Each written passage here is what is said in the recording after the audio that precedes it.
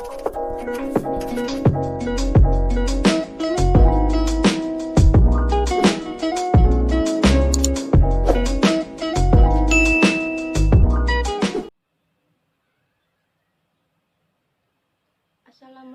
warahmatullahi wabarakatuh. Perkenalkan, nama saya Yunita Kasari dari kelas MN19B. Di sini saya akan mempresentasikan analisis kelayakan bisnis produksi tas PT PYP Bag di Karawang. Tugas mata kuliah studi kelayakan bisnis. Dosen pengampu Dr. Andes Uus Muhammad Darul Fadli SEMN. Adapun beberapa materi yang saya bahas yaitu identitas perusahaan, aspek legalitas, aspek manajemen, aspek pasar, aspek sosial dan ekonomi, aspek teknologi dan teknik, dan yang terakhir aspek finansial. Langsung saja ke pembahasan materi yang pertama, identitas perusahaan. Nama perusahaan PT PYP Bag. Jenis usaha manufaktur, kegiatan usaha memproduksi tas, beralamat Jalan Banten 05, Karawang Barat, Jawa Barat. Pemilik Yunita Kasari, logo bisa dilihat ya teman-teman. Nomor teleponnya 0812 9255 8761. Email pypbag5@gmail.com. Selanjutnya ada nama dan alamat pemilik. Nama lengkap Yunita Kasari, umur 20 tahun, tempat dan tanggal lahir Lamongan 28 Mei 2001. Alamat Jalan Suryadipati, Peponcol Kidul. Nomor teleponnya 0896 4701 1622. Kewarganegaraan Indonesia, agama Islam. Selanjutnya ada aspek legalitas. Nama perusahaan PT PYP Bag, bentuk usaha PT, akta notaris, nama Ali Hasan SHMM. Nomor A-28.HT.05.2019. Keputusan menghukam memberikan pengesahan pada Badan Hukum PT PYP Bag sesuai akta yang dibuat oleh Notaris Ali Hasan SHMM pada tanggal 28 Mei 2019. Adapun aspek legalitas yang PT PYP Bag buat yaitu ada surat izin usaha perdagangan atau SIUP, surat izin tempat usaha atau SITU, tanda daftar perusahaan, dan surat izin mendirikan bangunan atau IMB. Selanjutnya ada modal. Harga per lembar saham 160.000, berarti jumlah saham 2.160.000.000 dibagi 160.000 menjadi 13.500 lembar saham. Modal dasar. Modal dasar yang diperkirakan 2.160.000.000 atau 1.000 lembar saham 2.160.000. Modal ditempatkan. Modal awal yang ditetapkan sebesar 2 miliar atau 2.000 lembar saham untuk tahun pertama. Modal disetor. Untuk biaya operasional dibutuhkan 160 juta atau 160.000 lembar saham. Pemegang saham A 30% sama dengan 30% dikali 1.000 lembar menjadi 300 lembar. B 30% sama dengan 30% dikali 1.000 lembar sama dengan 300 lembar. C 40% sama dengan 40% dikali 1.000 lembar sama dengan 400 lembar. Selanjutnya ada aspek manajemen. Struktur organisasi PT PYP Bag. Pemiliknya Yuni Tekasari, Direktur Putri Widyaningsih, Manajer Produksi Padilla Anggun Anggraini, Staf Pemasaran Parija Husnainia, Manajer Umum Muhammad Syarif, Keuangan Ferdiansah. Adapun uraian kerja, yang pertama, pemilik bertugas memberikan arahan atau melakukan pengawasan terhadap pelaksanaan produksi. Yang kedua, direktur bertugas memimpin jalannya perusahaan, membuat kebijakan-kebijakan, menetapkan dan mengawasi. Yang ketiga, manajer produksi bertugas melakukan perencanaan dan pengorganisasian jadwal produksi. Yang keempat, staf pemasaran bertugas membuat dan menyiapkan proposal dan profil perusahaan untuk mendukung kegiatan pemasaran. Yang kelima, manajer umum bertugas mengelola staf dan mengarahkan penjualan sumber daya manusia, keuangan, sumber daya manusia. Yang keenam, keuangan bertugas melaksanakan pencatatan dan pengumpulan data-data atau bukti transaksi dalam kegiatan perusahaan.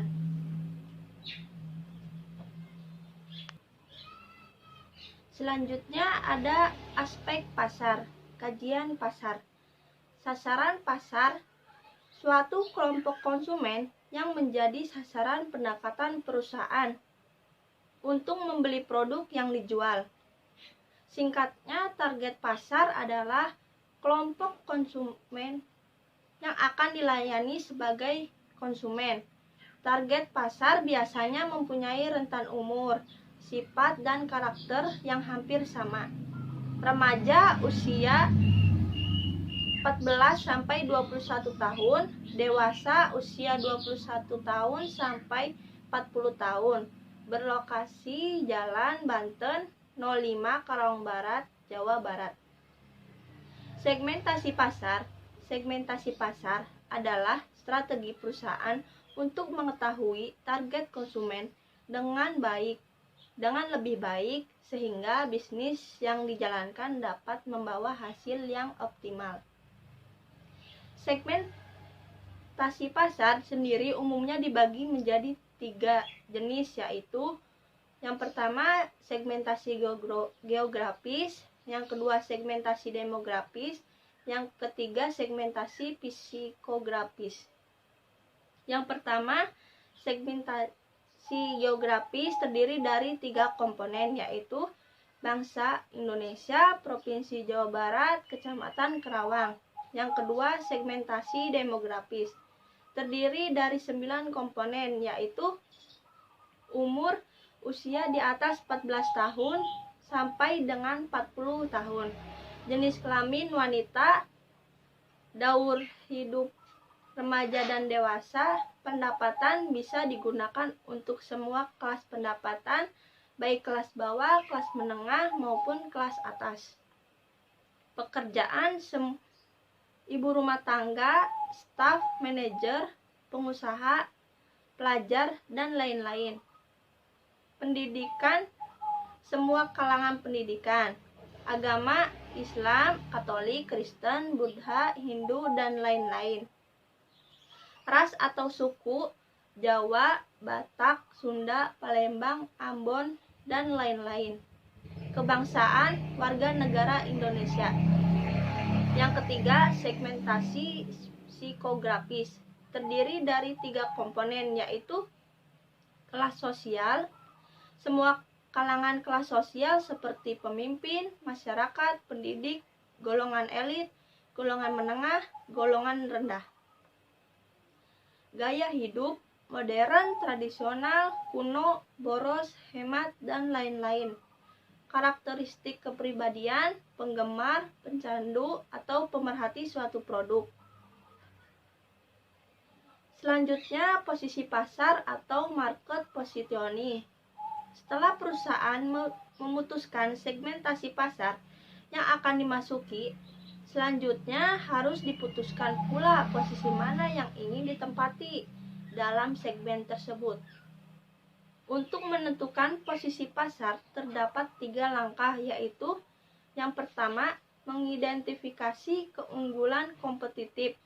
Jika perusahaan dapat menentukan posisi sendiri sebagai yang memberikan nilai kepada sasaran terpilih, maka ia memperoleh keunggulan komparatif. Yang kedua, memilih keunggulan kompetitif. Jika perusahaan telah menentukan beberapa keunggulan kompetitif yang potensial, selanjutnya harus dipilih atau keunggulan kompetitif sebagai dasar bagi kebijakan penentuan posisinya. Yang ketiga, mewujudkan dan mengomunikasikan posisi. Setelah penentuan posisi dipilih, perusahaan harus mengambil langkah-langkah untuk mewujudkan dan mengomunikasikan posisi diinginkan itu kepada konsumen sasaran.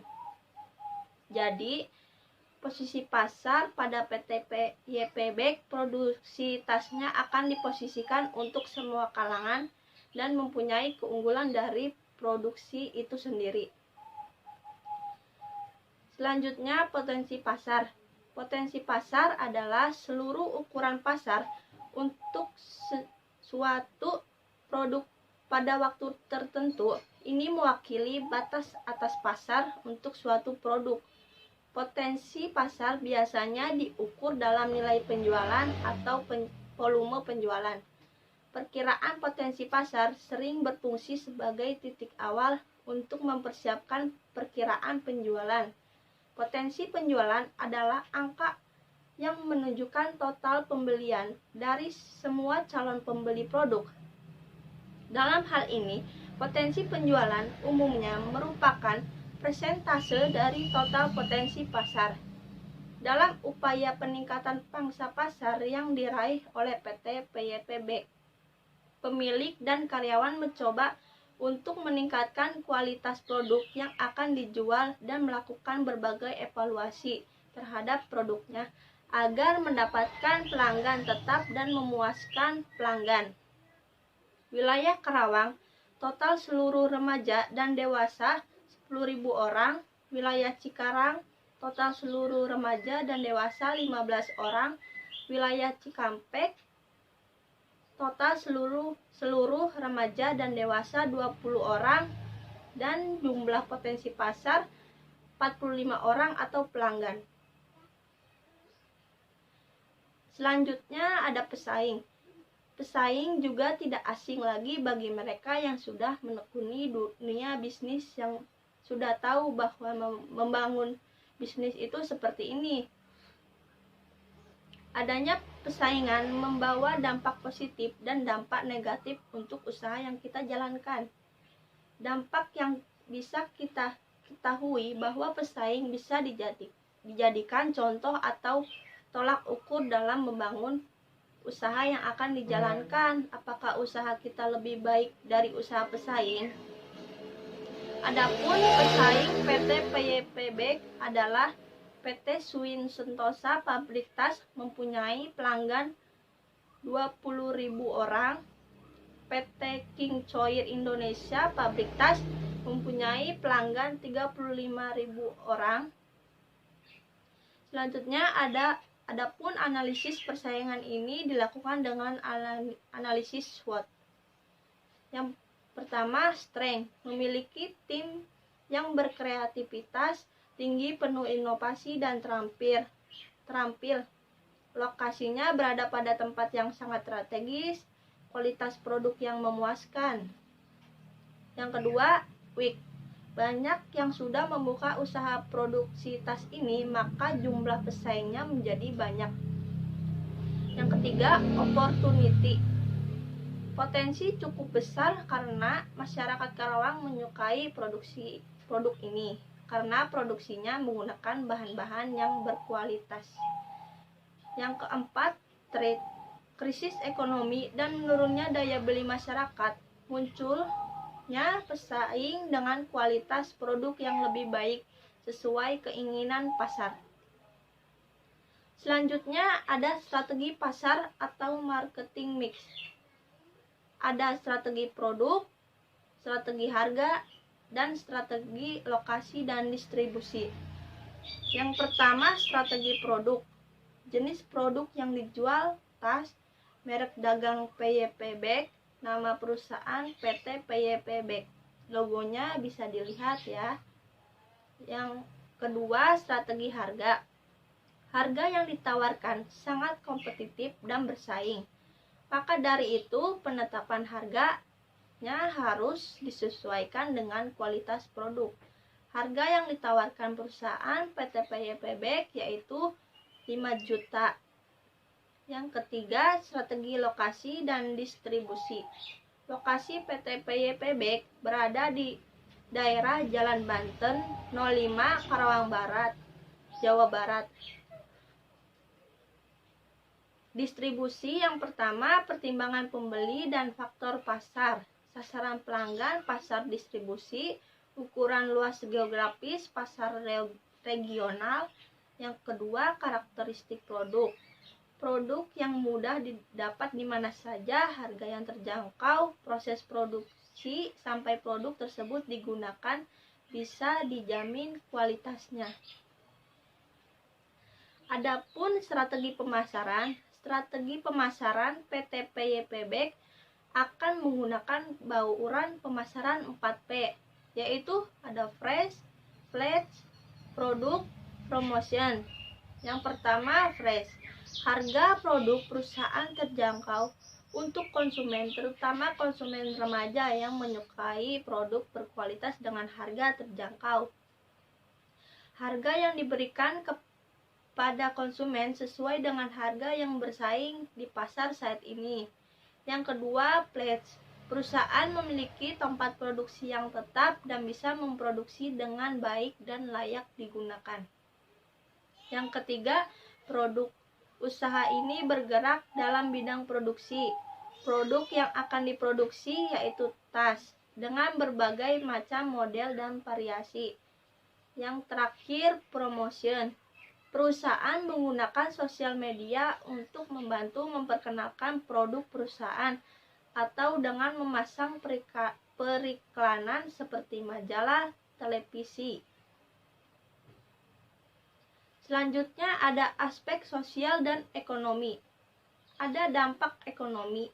Berdirinya PT PYP Bag ini akan membawa akibat secara khusus terhadap struktur ekonomi masyarakat. Masyarakat di lingkungan berdirinya PT PYP Bag ini, hal ini dapat dilihat dari peningkatan penghasilan sebuah produk, di mana rata-rata pekerja akan meningkat dengan gaji yang diterimanya. Bonus-bonus yang diberikan apabila konsumen yang membeli produk tas kita lebih banyak jumlahnya dari waktu-waktu biasanya. Meningkat akibat ketertarikan yang besar pada konsumen terhadap tas yang kita produksi. Dalam aspek ekonomi terdapat yang pertama, memberikan kesempatan kerja bagi masyarakat. Usaha PT PYP Bag ini menghasilkan sebuah produk berupa tas, meskipun pada awal usaha perusahaan belum memerlukan tenaga kerja. Namun kedepannya usaha ini akan memerlukan tenaga kerja yang berpengalaman. Yang kedua, menggunakan sumber daya lokal. Perusahaan ini tentunya memerlukan bahan baku untuk bisa menghasilkan sebuah produk tas. Di sini bahan baku yang digunakan dalam pembuatan tas ini berasal dari dalam negeri. Dengan kata lain, perusahaan tidak perlu mengimpor bahan baku dari luar untuk mendapatkan kualitas yang tinggi, dikarenakan di Indonesia sendiri sudah tersedia bahan baku yang memenuhi standar kualitas yang perusahaan akan tetapkan. Yang ketiga, menambah pendapatan nasional. Karena produk tas ini bisa diproduksi di dalam negeri sehingga impor atas produk dan biaya-biaya yang dibebankan lainnya berkurang, bahkan tidak ada sama sekali. Yang keempat, menumbuhkan industri lain. Dengan adanya bisnis baru ini mengakibatkan atau diharapkan dapat merangsang masyarakat untuk menumbuhkan industri pendukung lainnya seperti industri yang menyediakan bahan baku atau industri perdagangan. Inilah merupakan salah satu bukti positif adanya kegiatan ini. Selanjutnya ada dampak sosial. Berdiri PT PYP Bank yang berlokasi Jalan Banten 05, Karawang Barat, Jawa Barat. Kota Karawang ini memberikan produk kepada remaja sampai dengan dewasa. Dengan adanya rencana pendirian PT PYP Bank ini akan membuka peluang usaha para penyerap tenaga kerja langsung di sekitar lokasi pendirian PT PYP Bank ini. Dalam aspek sosial, tujuan utama perusahaan adalah mencari keuntungan yang sebesar-besarnya. Namun demikian, perusahaan tidak dapat hidup sendirian. Perusahaan hidup bersama-sama dengan komponen lain, yaitu yang pertama, perusahaan sebagai lembaga sosial. Sebuah perusahaan memiliki tugas melaksanakan bermacam kegiatan dalam waktu bersamaan. Misalnya, usaha produksi tas ini dapat diproduksi bahan bakunya menjadi berbagai macam produk jadi dan terus langsung dipasarkan ke konsumen dengan pelayanan jasa yang terbaik yang dapat perusahaan berikan. Yang kedua, perubahan kondisi sosial yang kompleks. Di sewaktu-waktu konsumen sangat ingin bergaya atau fashion tas, maka mereka akan berupaya untuk memperoleh produk tas yang kuat, ringan, berkualitas, dan terkadang tanpa memandang biaya yang akan dikeluarkan. Yang ketiga, perubahan dalam masyarakat pluralistik. Masyarakat pluralistik yaitu sebuah kehidupan di mana berbagai kelompok yang mempengaruhi di lingkungan perusahaan dalam mendapatkan harapan-harapan sosial, ekonomi, dan politik. Masing-masing kelompok berusaha mengembangkan diri supaya fungsi sistem itu efektif. Berkaitan dengan yang di atas, hendaknya bisnis memiliki manfaat-manfaat sosial yang hendak diterima oleh masyarakat, seperti membuka lapangan pekerja baru, meningkatkan mutu hidup, memberikan tren positif pada masyarakat.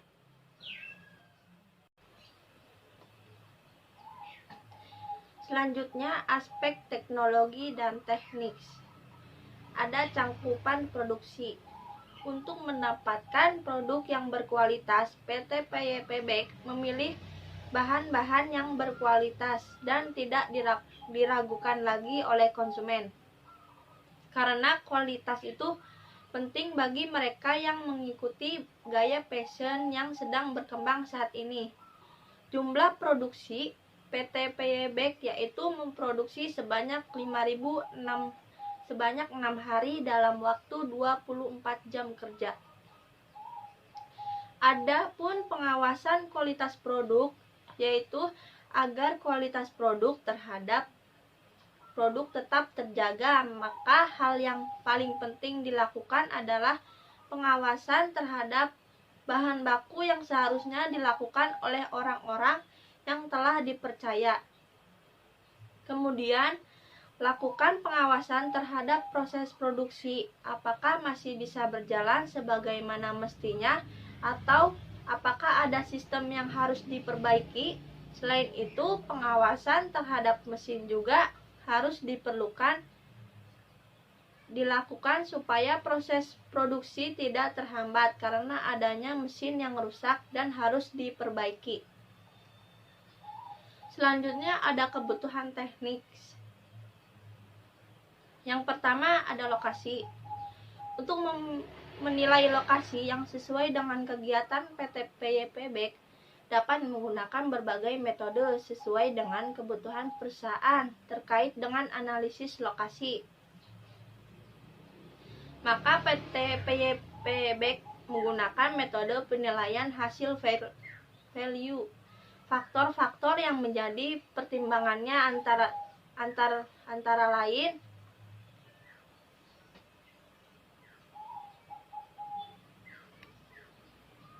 faktor-faktor yang menjadi pertimbangan antara lain ada pasar, bahan baku, transportasi, tenaga kerja, dan pertimbangan lainnya. Di sini ada tabel lokasi, kebutuhan, ada pasar, bahan baku, transportasi, tenaga kerja, dan lainnya. Nilai lokasi yang ideal: pasar 40, bahan baku 30, transportasi 15, tenaga kerja 10, lainnya 5, dan jumlahnya 100. Pada lokasi PT PYP Bank ini memilih 3 lokasi, yaitu Karawang, Cikarang, Cikampek. Karawang dengan pasar 28, bahan baku 10, transportasi 15, tenaga kerja 8, lainnya 9, dan jumlahnya 70. Cikarang pasarnya 20, bahan baku 15, transportasi 10, tenaga kerja 5, lainnya 5, dan jumlahnya 50. Cikampek pasarnya 15, bahan baku 25, transportasi 10, tenaga kerja 6, lainnya 8, dan jumlahnya 64. Berdasarkan metode penelitian hasil value, maka lokasi yang tertinggi yang dipilih yaitu daerah Karawang dengan nilai 70. Yang kedua ada bangunan atau gedung. Bangunan yang digunakan sebagai produksi tas ini dengan membangun sebuah perusahaan dengan modal sendiri. Luas tanah tempat usaha ini sebesar 4.000 meter. Digunakan untuk area tempat parkir karyawan 600 meter. Yang ketiga ada sarana dan prasarana. Sarana yang akan digunakan untuk menunjang kegiatan usaha ini adalah dengan memanfaatkan ruang karyawan, toilet, CCTV, penyejuk ruangan atau AC, tempat parkir kendaraan, musola, gudang, atau untuk menyimpan barang produksi, laptop, dan komputer. Peralatan pendukung lainnya yaitu mesin jahit datar, gunting, jarum, pemotong putar aneka, tool, pena, presion, pilot, pita pengukur, benang, tang kombinasi, lem oles, meja, kursi, rak, printer, dan loker untuk menyimpan barang. Selanjutnya ada tenaga ahli dan tenaga biasa. Tenaga ahli yang kami pekerjakan untuk menunjang kegiatan perusahaan manufaktur ini adalah tenaga ahli pemasaran, keuangan, operasional, serta teknisi sarana dan prasarana pendukung usaha. Sedangkan untuk tenaga biasa yang kami gunakan adalah ada 35 orang tenaga kerja yang dimiliki perusahaan PT PYP Bank. 5 orang bekerja di bagian gudang, 5 orang di bagian cleaning service, 20 orang di bagian produksi, dan 5 orang sebagai security. Dan di sini ada layout atau tata letak PT PYP Bank. Bisa dilihat ya. Selanjutnya ada kebutuhan modal. Kebutuhan modal kerja adalah besarnya dana yang dibutuhkan oleh perusahaan untuk mendukung perputaran usahanya pada saat tertentu, sehingga cash flow atau aliran dana akan terjaga baik pada kondisi lancar normal. Di bawah ini tabel modal yang dimiliki oleh perusahaan PT PYP Bank. Keterangan ada bangunan atau gedung sejumlah 1.500.000, alat-alat produksi sebesar 20 juta, komputer sebesar 50 juta, kendaraan sebesar 600 juta.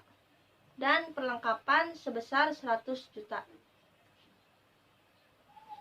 Selanjutnya ada aspek finansial. Kebutuhan dana.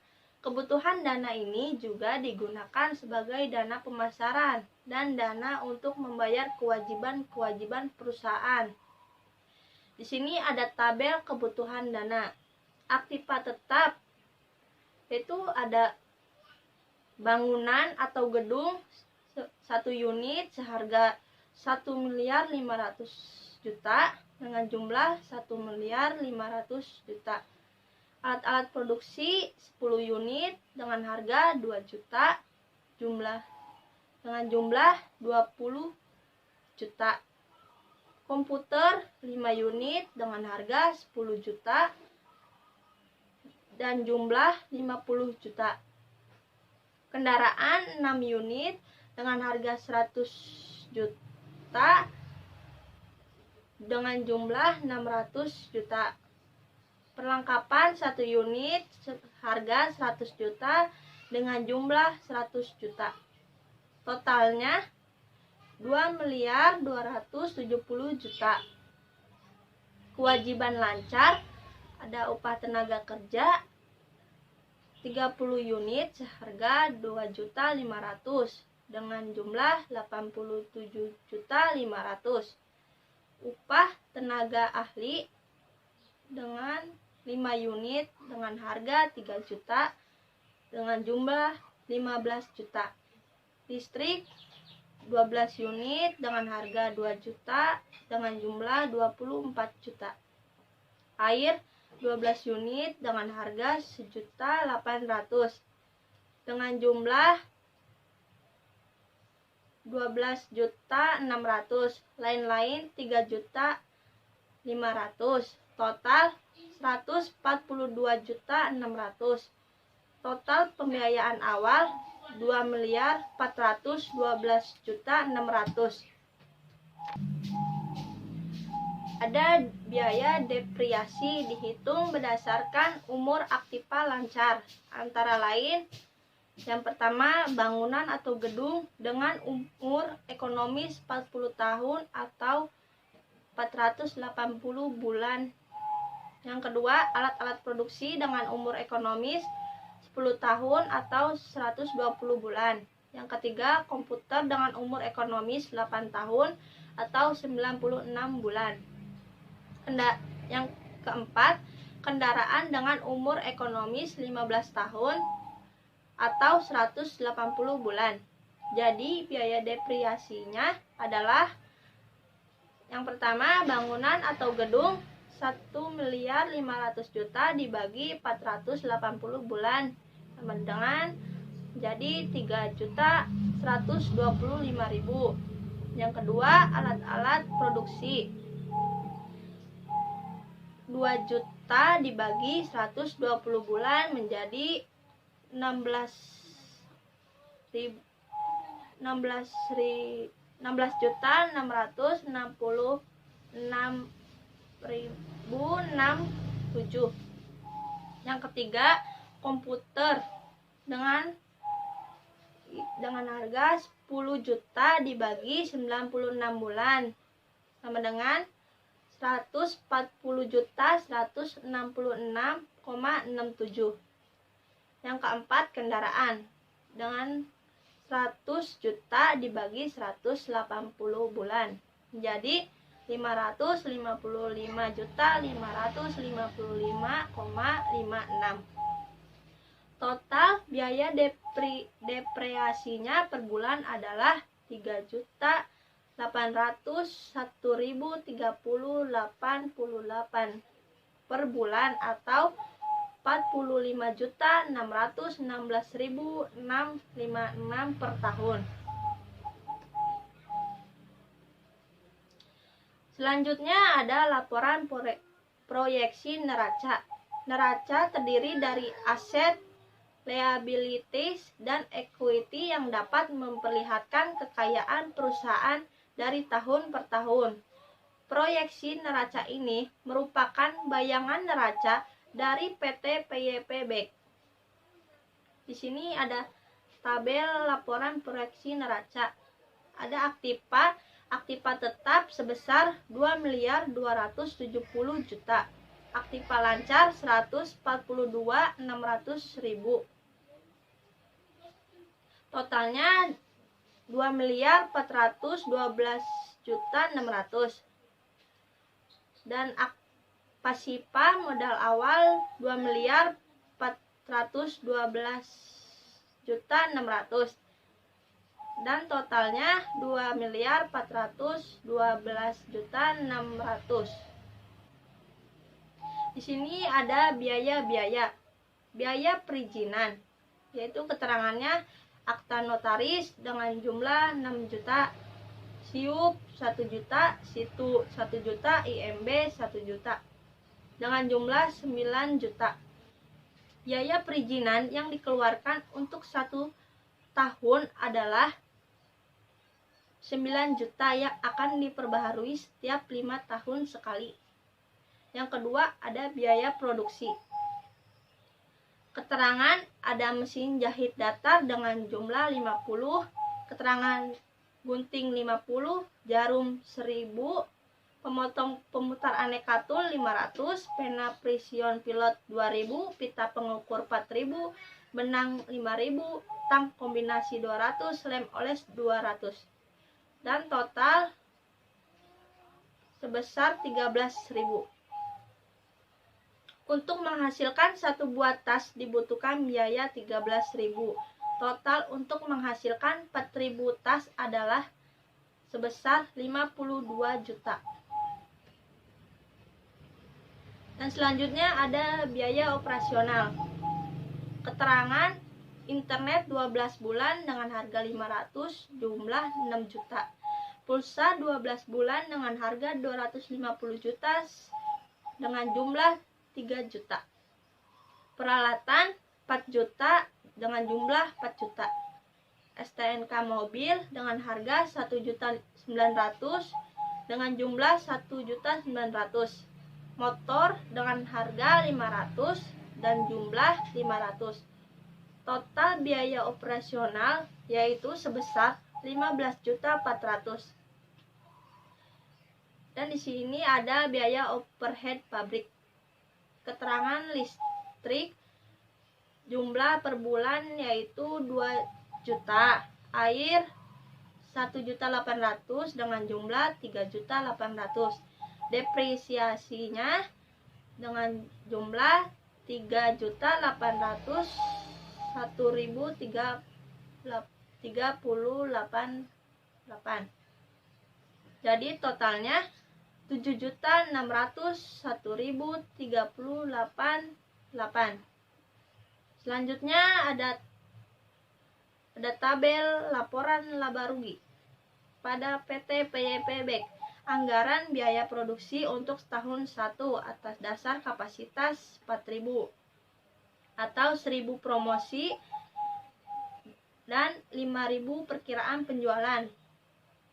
Pendapatannya 5.000 dikali 5 juta, yaitu 25 miliar. Harga pokok penjualannya 4.000 dikali 4.500.000 menjadi 18 miliar.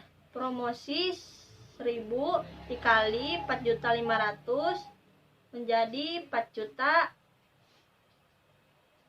menjadi 4 miliar 5 juta. Laba kotor sebesar 2.500.000.000. Biaya promosi sebesar 8.500.000.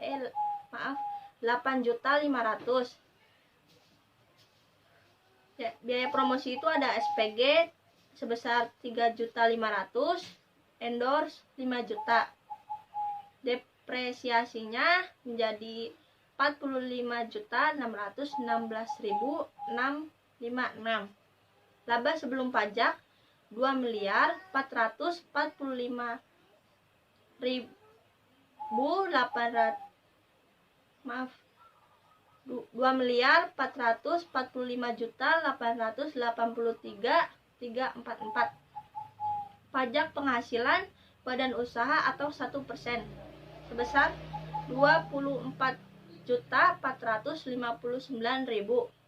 Laba setelah pajak 2.421.424.034. Selanjutnya ada laporan arus kas. Laporan arus kas dan dalam memproduksi tas PT PYP Bag. PT PYP Bag, pajak yang digunakan adalah 1%. Di sini ada tabel proyeksi arus kas.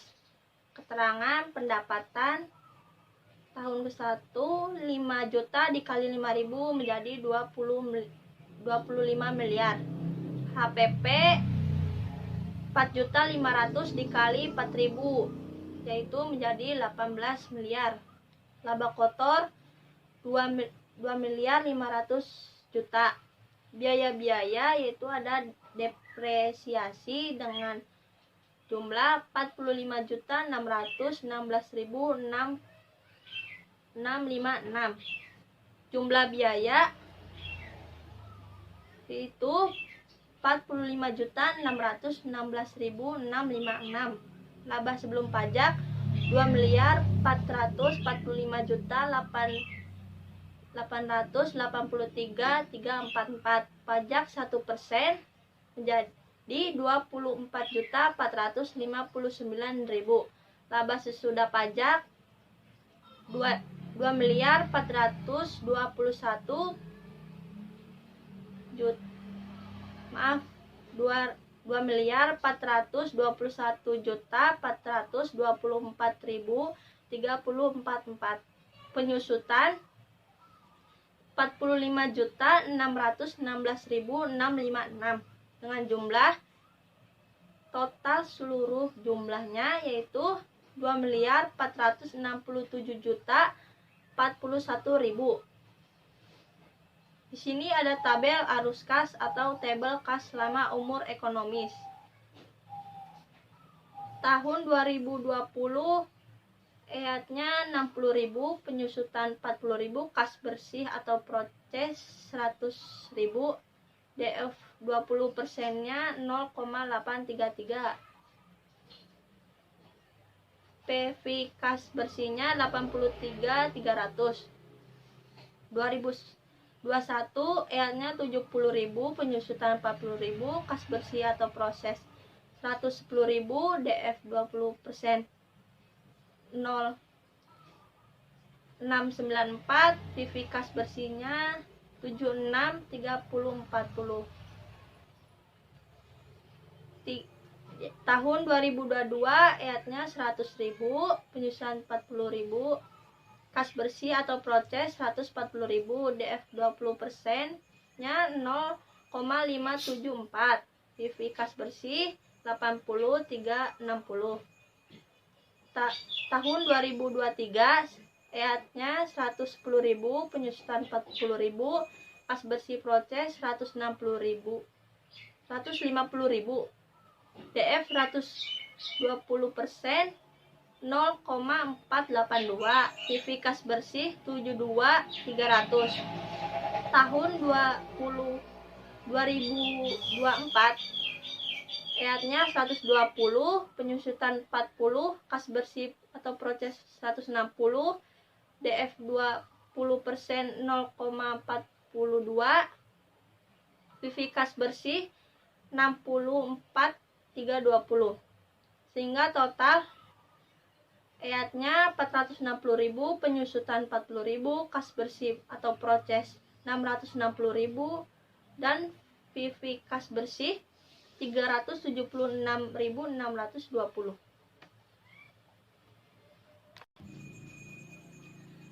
Selanjutnya ada penilaian kelayakan investasi. Yang pertama NPV. NPV sama dengan total PV of process diambil investasi sama dengan 2.412.600 diambil 2.270.000.000 sama dengan 142.600. Yang kedua, Profitability Index atau PI. Profitability Index rumusnya total present value dibagi initial investment sama dengan 142.600.000 dibagi 2.412.600.000 menjadi 16,92. Selanjutnya ada payback period atau PP. PP sama dengan investasi diambil proses per tahun sama dengan 2.412.600.000 diambil 2.270.000.000 sama dengan 142.600.000. Selanjutnya ada internal rate of return atau IRR. Rata-rata kas bersih 60 juta ditambah 80 juta ditambah 100 juta ditambah 110 juta ditambah 120 juta dibagi 5 sama dengan 374 juta.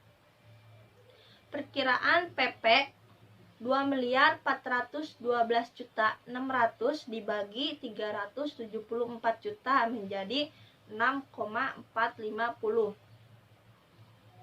Secara subjektif, tiap diskon kita kurangi 2% menjadi 38% sehingga NPV-nya dapat dilihat tabel berikut ini. Perhitungan NPV dengan DV 38%. Tahun ke-1 kas bersihnya 60.000, DF 38%, 0,727, PV kas bersih 43.620. Tahun kedua kas bersih 80.000, DF 38%-nya 0,525, PV kas bersihnya 42.000. Tahun ketiga kas bersihnya 100, DV 38%-nya 0,381, PV kas bersihnya 38.100. Tahun keempat kas bersihnya 110, DV 380%-nya 0,276, PV kas bersihnya 30.360. Tahun kelima kas bersihnya 120, DV 38%-nya 0,200, PV kas bersihnya 24.000. Sehingga total PV kas bersih sebesar 178.080. Nilai NPV positif sama dengan 2.412.600.000 diambil 178.080.000 menjadi 2.234.520.000. Perhitungan NPV dengan DF 30%. Dari tahun 1 sampai ke 5 kas bersih dan DF 30%, PV kas bersihnya itu totalnya menjadi 174.420.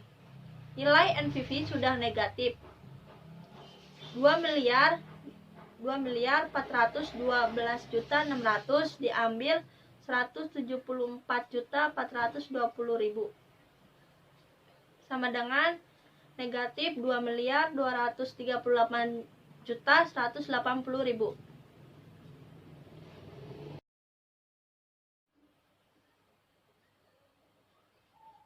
Kemudian jika tabel tersebut digabungkan sebagai berikut.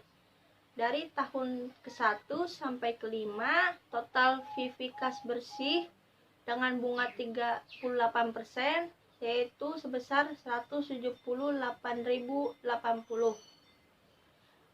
Dengan bunga 30% sebesar 174.420. Total PV investasi bunga 38% sebesar 2.412.600 dan bunga 30% sebesar 2.412.600.